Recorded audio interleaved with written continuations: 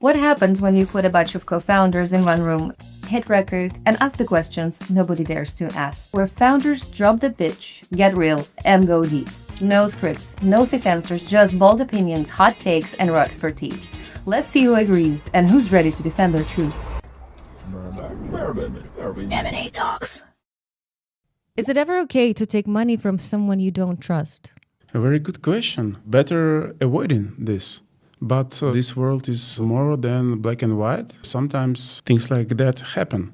But to do this, you have to be sure that you have everything in place to secure this deal. Very good agreements, very good lawyers, very good due diligence, and to always keep an eye on that deal, right, on what's going on. Pretty much cover your back. Yes. Sounds legit.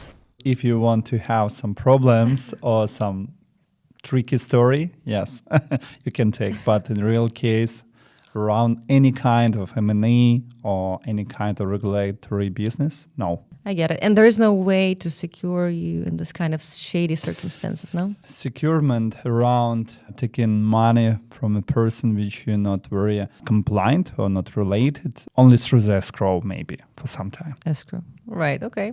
Not really. The short answer, not really. Is there something in this really... I mean, unless in certain cases... There are always certain cases, but in general, I would say no. Would you take a worse deal for a better partner? No, because like a buyer, partner must be verified by cases which you do together previously. If you have some success cases and you want to try to mitigate some mistakes on previous deal, but case was successfully, yes, you can work with such kind. If was yellow red flag in the previous deal, better skip, find another partner or came to our platform. I love your pragmatic approach, but apparently it works. Do I have another option? Best deal and the best partner? No? You have to pick one of the if two not, rules. Then yes, in some cases, it is better to take less now, to have a better partner, because with good partner, you will earn more. It's an asset, after all, definitely. I agree. I would answer the same way. I would say yes, and basically I did that before. In my experience, in my business experience, yeah, I did it. I would not say many times, but a few times, yeah. Partner is an asset as well. Yeah, that's the thing, and usually even more valuable than the one-time profit. What's one M&A myth that has to die, like right now? For example, that M&A is always complicated. In some cases, yes, but still, if you want to buy something or to sell something, if you have at least a basic understanding and you have a good advisory, good lawyers, someone who takes you through all these steps, then go forward. Right. Plus, this is one of the objectives of this channel, to explain that M&A is not that hard. It's not some rocket science. It's hard, but it's not impossible. It's not that scary. I would say that this is something special or something difficult. I was really surprised that a lot of business owners and a lot of entrepreneurs, they are still thinking that this is something, which cannot happen to you. This is much easier than it seems. I'm thinking a lot of people didn't know what mean M&A. I mean, from the perspective of owner or founder of any kind of business. Most of them are not thinking about exit. They more thinking about how grow the business and find investment or get some loans for business growth. M&A sometimes give you fresh air to just exit, spend some time with yourself and with money to create something new. I would never think of that. Yeah. Interesting. Yeah. I have a few questions from different owners. How is it when you make exit from something what you built maybe for last 3, 5, 7, 10 years? It's just a fresh air. Should founders be emotionally detached from their company? No. In some cases, it's a good thing to be that, but no. It's still, building the company, a complete process. Once again, as a woman, and you can understand, it's like growing a child. Here we go, right. Yeah. Can you be emotionally detached? No. From the child you're growing? I don't think I can be emotionally detached from any child. I mean, it's the child. Yeah, see, that's the thing. I would not say that any business for me is like a child, just my own. That's the difference between you and me here. To be honest, yes, but I'm not sure that this is possible, because if you're an owner of some business, it's often like this business is like a child. Right. Can you be detached from your child? No. But at the same time, if you are a serial entrepreneur and this is, let's say, your 10th business, yes, then you can be that self-confident experience. You have built all the systems in the way that can be not that emotionally binded to that business. But I don't know. I'm not on that stage yet, so my answer is no. If you want to get like good valuation in this prism, yes, you must focus around your company like a part of your life. But from otherwise, if you're too deep in the company and you feel it, how it's go good, bad, sometimes it take you to some block system around yourself and your business. That's why you cannot find this secret magic tricky things or secret sauce, which blowing you around like a wind. That's why find the balance between be deep in the company and be open for new opportunity. Have you managed to achieve that state? Yeah, everything what I do and around me, it's a balance. Are we in a seller's market or buyer's market for financial companies right now? Oh, buyers came from where is it, money and trends of money. Last maybe 5-7 years,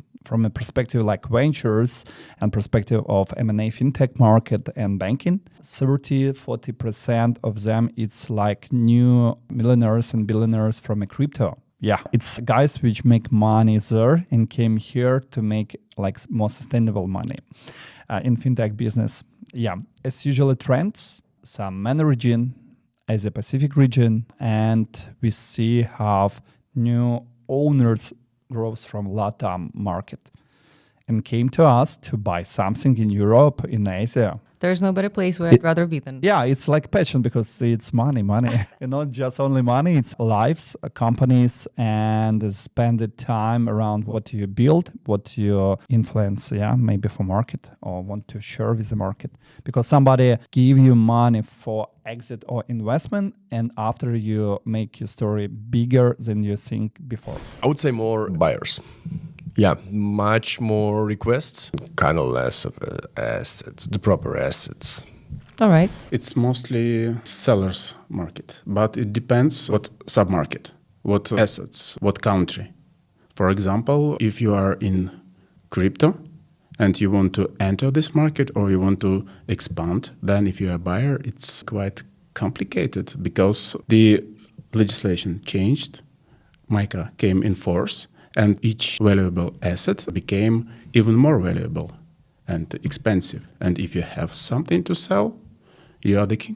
A good license or a good startup, what is more valuable? Depends. In the financial market, definitely today, the good license, the clean one, the connections, tuned and upgraded to the proper level.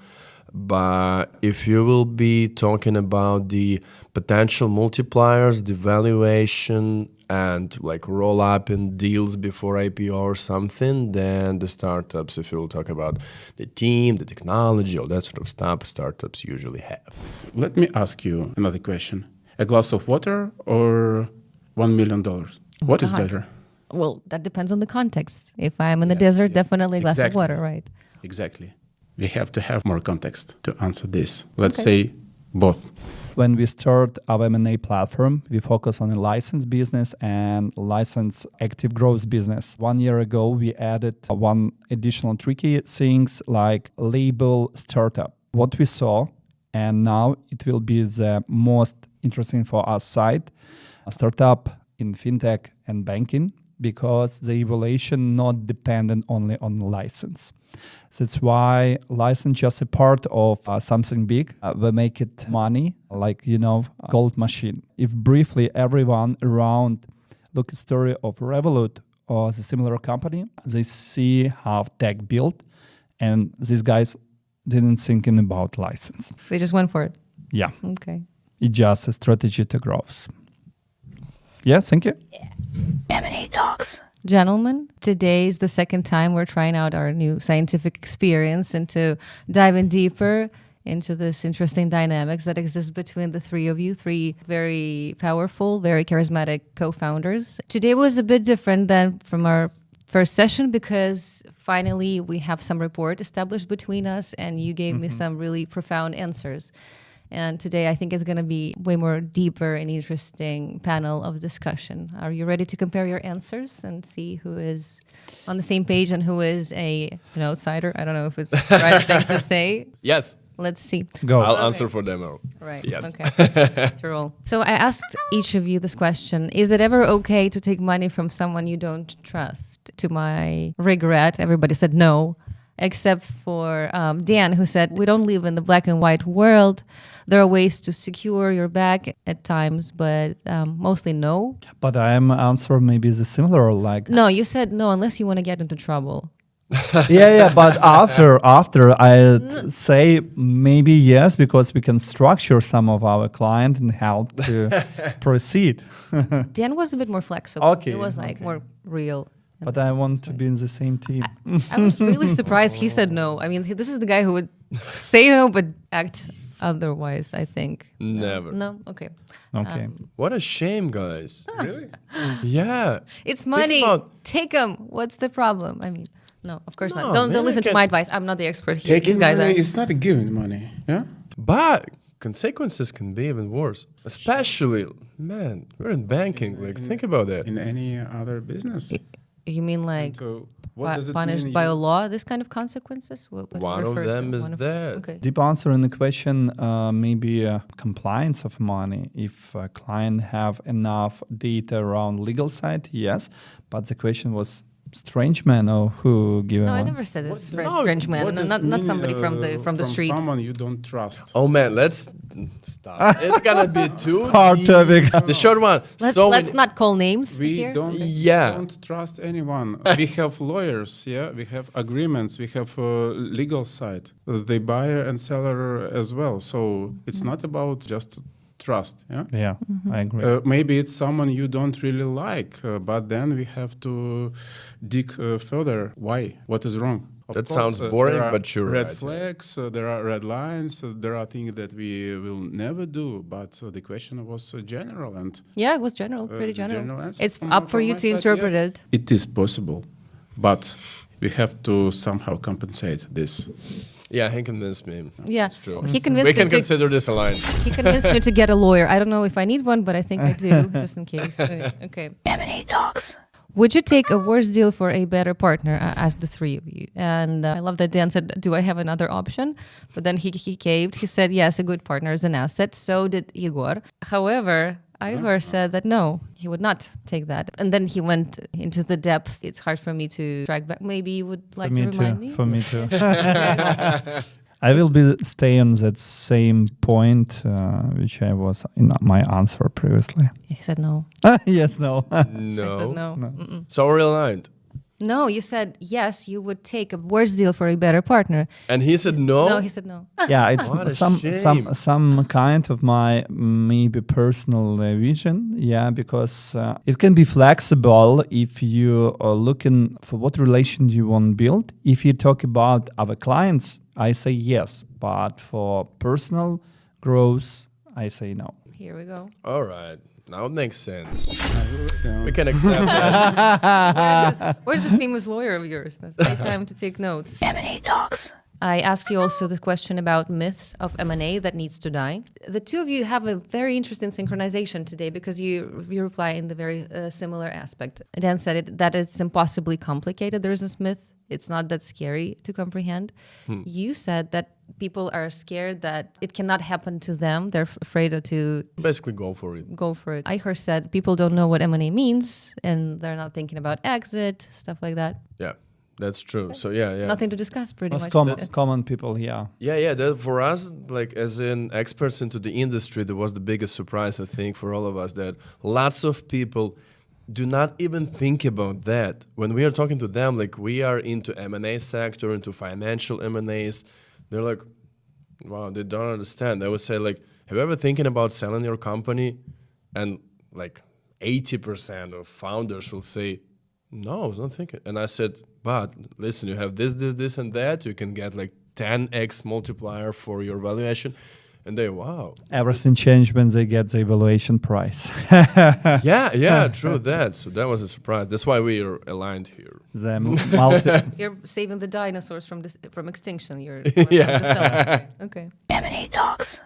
Should founders be emotionally detached from their company? Yes, no. There are specifics that I would love to add. Of course, then said, yes, but no, it's not possible. Can you really be disattached? It's easy to compare a company to growing a child. This is an analogy that comes to the mind of each and every one of us, obviously. But still. It's because they're boring and have no heart. It's because they're all heartless. time boring. No emotions.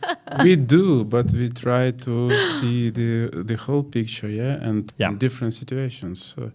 As I have told, if you are a very experienced serial entrepreneur, then you are able to be more cold-hearted in a good way. Because if you are not emotionally involved too much, maybe you are able to make better decision.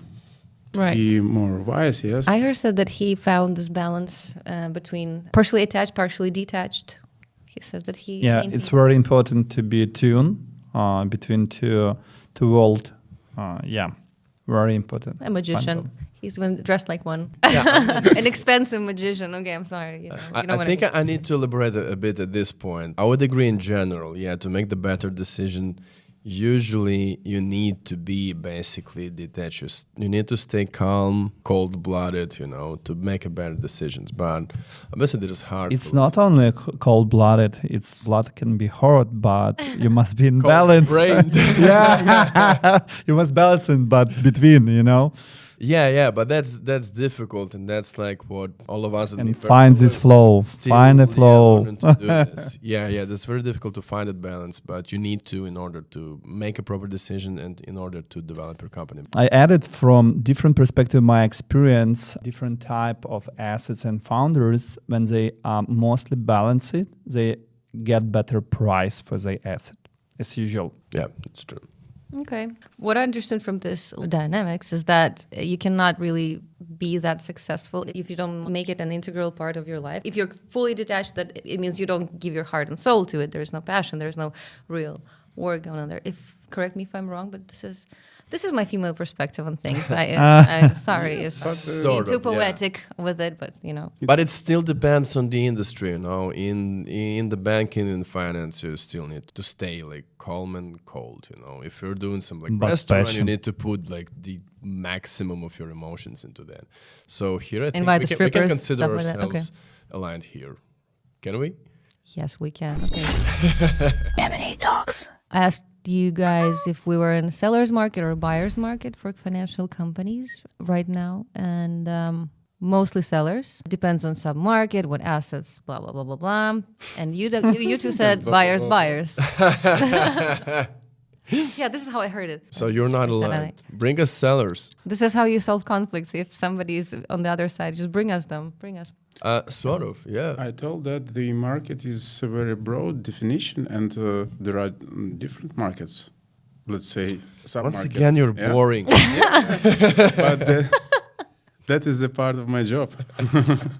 I agree. Unfortunately, or extremely boring. Yeah. yeah. That's why we're glad to have you in our company. We mostly talked about crypto market, yes, and my point Financial. is yes. My point is, if you have a good asset, then you are a king now because of the current legislation, of the changes. So it's better to have something that you can sell because there is a lot of buyers, there is a lot of people willing to enter, but the seller is a king. Yeah, so I said basically the same, but in a different perspective. So what I mean is that there are a lot of buyers, but not a lot of proper assets. So basically the meaning is the same. But I would say like buyers because like there are more buyers than sellers. I see this question. Whose position is more strong? So yes, I will align with that. Okay. I'm on both sides because get Sitting on two benefits. chairs. Yeah. Both chairs give benefits for all platforms. Not for everything, mate. Okay. M&A Talks. And the final question was a good license or a good startup, what was more valuable? Dan immediately asked me, what would I prefer, a glass of water or $1 million? Making me think about the context. Because if I were in the desert, I wouldn't give a shit about the $1 million right away. I would care about that. This is what the point. And basically, then he said both. I allowed him to capture the two options. Yeah, cool. Thank you for that. Yes, you're welcome. I'm extremely generous today. Ihor said, focus on the license.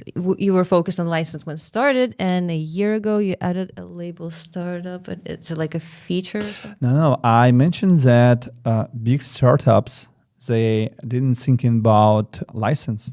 They thinking about business. That's why a license not so important for some started moment, but after you must to have. Igor said that it depends. He would go for a good license. Again, the context. If we're talking about potential multipliers, then startups. I mean, if it's really hard to shorten down your answers because you're opening your heart and soul to it, and I have to really summarize, and it's impossible. How can I summarize this great mind of yours? Thank you for trying. You're doing that good, I would say. We need to come to something. So A good license or a good startup? Startup validate your idea after you find what the kind of license you need or how much license you need. all right. I would prefer to avoid making this choice. And this is But you also have a no choice. option. Go There for is- something. there We is cannot always- be aligned on that. There is always an option. Sometimes it's hard dealing with you, mate. Don't say against this word. I would agree definitely that any startup, at least we're talking about financial market when we are all dealing with, and like at some point it comes to getting any kind of license because otherwise they cannot develop further. But from the ground up, I would advise to think about the licenses because this is the ground where you're building everything on top of. If you want to deal in financial market, it's possible. Not exactly. Not exactly. Why? Like in any kind of business, you just start from idea, you validate, find the market fit. When you just get it, your first commitment from a client for the product, etc., after you understand that in regulatory sector of fintech banking, you must have license. That's why, firstly, validate and find the market fit. It's my personal opinion and Okay. practice of a market. Okay, true that. But how many times have you seen before the companies who has everything you're talking about, but already had the problems without having a license? A lot. Right? In banking fintech sector, it's usual. Yeah. Arm wrestling right now? Yeah. It's Like a sometimes. mental arm wrestling, you know? Yeah, sometimes it can take to play the startup game where you go deeper there. And in some cases, you not understand that you need a license. When it Yeah, happens, so that's when why some money block on account of clients, it's segregated. That's my point. account, So you need yeah. to keep that in mind at all the times from the very beginning. Yeah. If you want And to be then transparent and legal, yeah, you need to have a and license consult start. with Dan. Yeah. Here opening for both sides. Great. Now we can consider. Because we have seen everything. Yeah. yeah. Wow. Now we are aligned and he's not really 50-50. Why he in the middle? He balanced between two sides of answer. I think, and yeah, because he saw so much. So many things before. What are you even referring to? What is there in the past? Okay. It's a banking fintech market, different. What strange cases. happens in banking fintech market stays in banking fintech market. Exactly. Yeah. All right. Okay. Most of the time because we are always signing an NDAs. Always an NDA. yeah. I don't know about you guys, but today's experience of ours left me hunger for more, because it's like initially it seemed more like kind of like a joking therapy, who's who pretty much. And now I'm feeling more like I'm carving diamonds and more dimensions are opening in front of me. And I'm hungry for more. I can't wait to Great. see you in our next episodes, you guys. Thank you. Yeah. Let's do that. It was Some awesome. interesting topic. I should and I will because it's up for me what kind of questions I will ask you. Okay. Thank you. Thank you very much for that.